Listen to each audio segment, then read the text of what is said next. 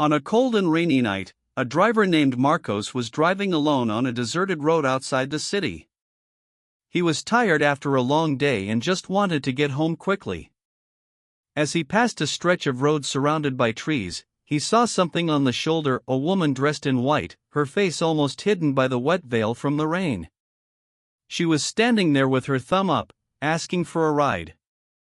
Marcos hesitated, his instincts telling him something wasn't right, but the rain was heavy and the night too dark to just pass by. With little choice, he slowed down and stopped the car a few meters away from her. The woman got in silently, without saying a word. Marcos tried to start a conversation, but she didn't respond. The smell coming from her was strange, a mix of wet earth and something he couldn't quite identify. She remained still, eyes fixed on the road, never looking away. The tension in the car grew with every kilometer. When he glanced in the rearview mirror, he noticed the passenger seat was wet, as if it had absorbed water, but there was no puddle outside at that part of the road. Marcos tried to stay calm, but felt a growing discomfort, like something was wrong, something he couldn't explain.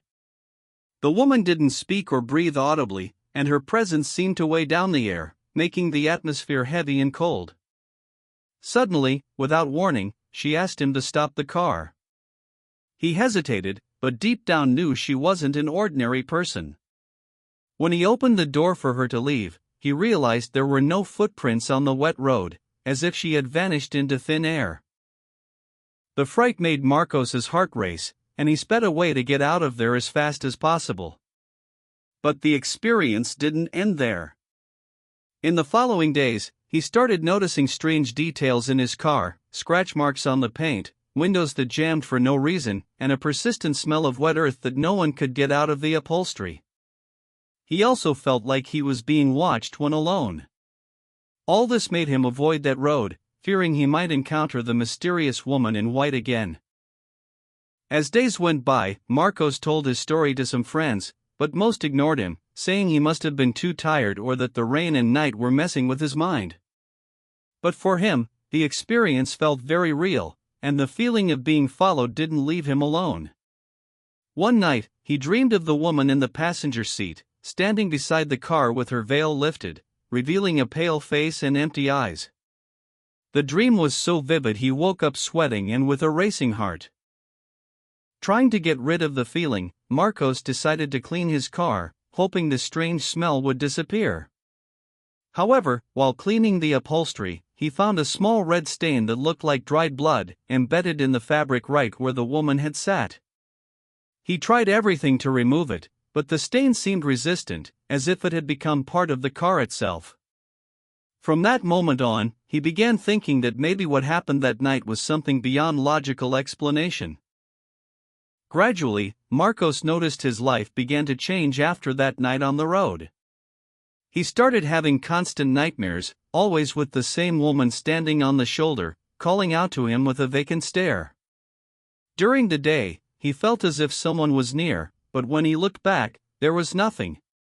Close friends noticed he was quieter, more withdrawn, almost like he was carrying an invisible burden. He couldn't explain the fear following him, but knew it wasn't normal. Seeking answers, Marcos researched local legends about haunted roads and discovered that the Road Bride was an old story in that region. They said the woman was the spirit of a bride who died in an accident while waiting for her fiancé, and she appeared to lonely drivers asking for a ride, bringing with her a heavy energy and a curse for whoever accepted her. This made Marcos regret stopping that night even more, feeling he might have gotten involved with something dangerous and supernatural. Marcos's fear increased when, one early morning, he received a strange phone call. On the other end, a female voice whispered his name in a cold tone that seemed distant.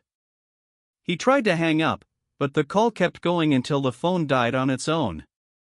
These events repeated several times, always when he was alone and without explanation.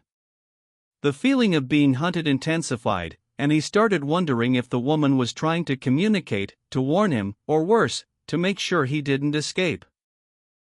Over time, Marcos began experiencing strange physical symptoms, sudden headaches, extreme fatigue, and a constant coldness even on the hottest days. Even his closest friends noticed he seemed different, as if sick, but no medical test found anything wrong. He became increasingly isolated, afraid to share what he was going through, worried about being called crazy. The woman's presence seemed to haunt not only his mind but his body as well. Looking for help, Marcos sought a well-known medium in town who claimed to have contact with spirits. During the session, the medium confirmed that the energy of the road bride was indeed attached to him, something that happened to people who crossed her path and somehow welcomed her. The medium explained that the presence sought revenge, sadness, maybe even redemption, but he didn't know if she wanted or could leave easily.